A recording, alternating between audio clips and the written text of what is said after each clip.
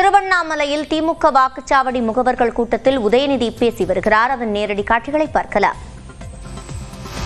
முன்பெல்லாம் தாய்மார்கள் வீட்டுக்கு வேலைக்கு வெளில போற பெற்றோர்கள் காலைல எந்திரிச்சு குழந்தைய சீக்கிரம் ஸ்கூலுக்கு அனுப்பிச்சிடுவாங்க, பசியோடு அனுப்புவாங்க, சமைக்கிறதுக்கு நேரம் இருக்காது. ஆனால் அந்த சிரமத்தை போக்கிட்டு வகையில் நம்முடைய முதலமைச்சர் உருவாக்கின திட்டம் முதலமைச்சருடைய காலை உணவு திட்டம். இன்னைக்கு பெற்றோர்கள் குழந்தைகளை தைரியமா மகிழ்ச்சியா பள்ளிக்கூடத்துக்கு அனுப்புறாங்க.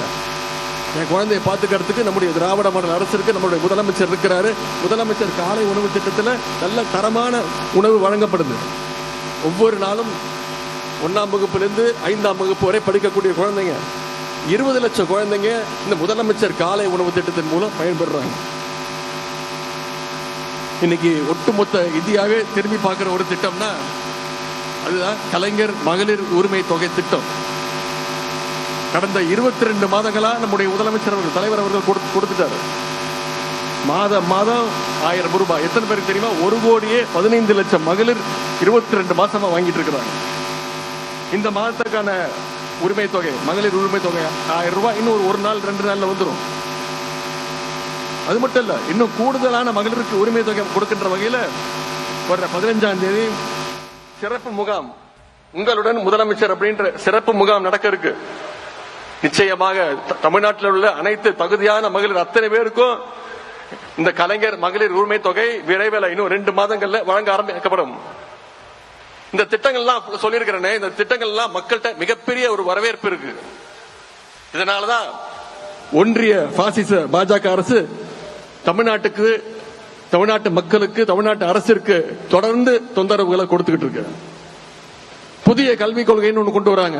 அதன் மூலமா குறுக்கு வழியில மீண்டும் இந்தி திணிப்பை தமிழ்நாட்டுக்குள்ள நுழைக்க பார்க்கறாங்க. டீலிமிட்டேஷன் சொல்லி மக்களவை தொகுதிகளை குறைக்க பார்க்கறாங்க. தமிழ்நாட்டுடைய நிதி உரிமையையும் பறிக்கிற வேலையை தொடர்ந்து ஒன்றிய பாஜக அரசு ஓப்பனாவே செஞ்சுக்கிட்டு இருக்கு. இதையெல்லாம் எதிர்த்து தமிழ்நாட்டில் குரல் கொடுக்கக்கூடிய ஒரே தலைவராக நம்முடைய தலைவர் அவர்கள், முதலமைச்சர் அவர்கள் குரல் கொடுத்துக்கிட்டு இருக்கிறார். இதையெல்லாம் மக்கள்கிட்ட நீங்க பிரச்சாரம் பண்ணணும். மீண்டும் திமுக ஆட்சி ஏன் வரணும், அடிமை அதிமுக பாஜக ஆட்சி வரக்கூடாது அப்படின்ற பிரச்சாரத்தை நீங்க மக்கள்கிட்ட கொண்டு போய் சேர்க்கணும். இதற்காக தான் தலைவர் அவர்கள் 10 நாட்களுக்கு முன்பு அறிவிச்சார் ஒரு முன்னெடுப்பு. ஒவ்வொரு பூத்திலையும் இருக்கக்கூடிய 30% வாக்காளர்களை திராவிட முன்னேற்ற கழகத்தில் உறுப்பினராக சேர்க்கணும் அப்படின்ற ஒரு முன்னெடுப்பு. ஓரணியில் தமிழ்நாடு. தலைவர் அவர்களே சென்னையில நேரடியாக களத்தில் இறங்கி அவரே வீடு வீடா போய் வாக்காளரை சேர்த்தார். 2 நாட்களுக்கு முன்பு திருவாரூர் போகும்போது திருவாரூர்லையும் போய் வாக்காளர்கள் சந்திச்சு கழகத்தில் இணைக்க வச்சார். நான் என்னுடைய தொகுதி சேப்பாக்க திருவல்லிக்கேணி தொகுதியிலையும் இந்த முன்னெடுப்பை எடுத்துக்கிட்டு இருக்கேன். இந்தியாவிலேயே எந்த ஒரு இயக்கத்திலும் இல்லாத வகையில் இந்த முன்னெடுப்பின் மூலம் பூத் டிஜிட்டல் ஏஜென்ட் செயல்பட்டு வர்றீங்க. ஓரணியில் தமிழ்நாடு அப்படிங்கிற மிகப்பெரிய டாஸ்க், அதை கம்ப்ளீட் பண்ணிட்டோம்னாலே நம்முடைய வெற்றியில பாதி உறுதி, 50% வெற்றி உறுதி என்பதை நீங்க புரிந்து கொள்ள வேண்டும்.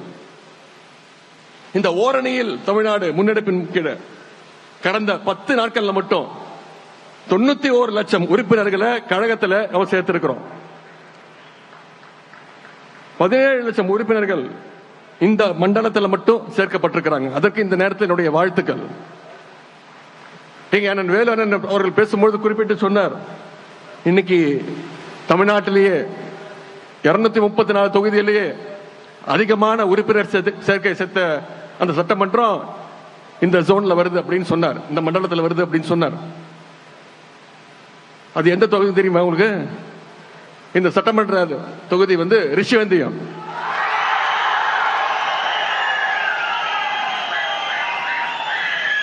கிட்டத்தட்ட 1,34,000 வாக்காளர்களை நீங்க சேர்த்திருக்கிறீங்க. அதற்கு இந்த நேரத்தில் என்னுடைய வாழ்த்துக்கள். இந்த நேரத்தில் நீங்க இன்னொன்று மனசுல வச்சுக்கணும், இன்னைக்கு நீங்க முதல் இடத்துல இருக்கிறீங்க.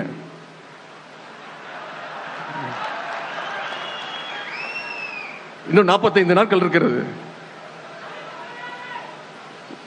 உங்களுக்குள்ளே அந்த போட்டி இருக்க வேண்டும். எங்க மாவட்டத்திலே நானா நீயான்னு பாத்துருவோம் அப்படின்னு அந்த போட்டி இருக்க வேண்டும். உங்க ஜோன்லயே என் மாவட்டமா உன் மாவட்டமா பாத்துடலாம் அப்படின்னு அந்த போட்டி இருக்க வேண்டும். இருந்தாலும் இன்றைக்கு முதலிடத்தில் இருக்கக்கூடிய ரிஷிவந்தியத்திற்கு என்னுடைய பாராட்டுக்கள், வாழ்த்துக்கள். திருவண்ணாமலையில் திமுக வாக்குச்சாவடி முகவர்கள் கூட்டத்தில் துணை முதலமைச்சர் உதயநிதி ஆற்றிய உரையை தற்போது பார்த்தோம்.